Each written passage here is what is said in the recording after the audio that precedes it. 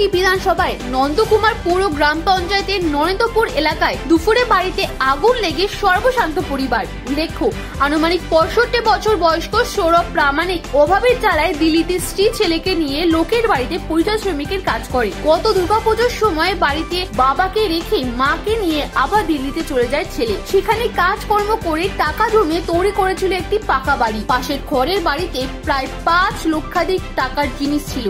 হাঁস, মুরগি, gas cylinder, খাট, ধান, চাল সম্পূর্ণ ভস্মীভূত হয়ে যায়। প্রত্যক্ষদর্শীদের কাছ থেকে জানা গিয়েছে, ওই বৃদ্ধ সৌরভ প্রামাণিকের পাশের ঘরে ঘুমিয়েছিলেন। স্কুলের ছেলেমেয়েরা আগুন জ্বলতে দেখে চিৎকার চেঁচামেচি করে। কিছুক্ষণের মধ্যে এলাকায় লোক এসে ওই বৃদ্ধকে কোনো রকমে ঘর থেকে বার করে। তারপরে দুটি গ্যাস সিলিন্ডার বাস্ট হয়ে পাকা দেওয়ালের কিছু অংশ পড়ে যায়। শীতের সময় অসহায় বৃদ্ধের পরিবারের পাশে নন্দকুমার পৌর গ্রাম পঞ্চায়েতের প্রধান, উপপ্রধান সদস্যরা চিপড়, চাল, ডাল দিয়ে বর্তমানে সাহায্য করেন। সর্বস্ব খুইয়ে অসহায় পরিবার।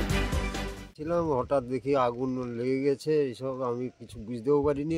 এসে পাড়ার লোক সব এসে টানাটানি করে বের করেছে, ওই পর্যন্ত।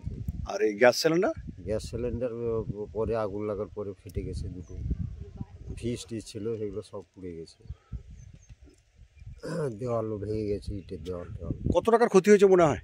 হ্যাঁ, কম করে তো আপাতত লাখ 5 টাকার এরকম ইয়ে হয়। আপনারা কি করেন? আমরা ওই খাটাখাটনি করি, থাকি আমরা সবাই। এখান থেকে এসে ছিলাম, আর এই পরিস্থিতি হয়েছে। খাটাখাটনি ওখানে করি। দিল্লি পরিযায়ী শ্রমিকে কাজ করেন? হ্যাঁ। কতজন করেন? 2 জন করে, আমি একা বসে থাকি।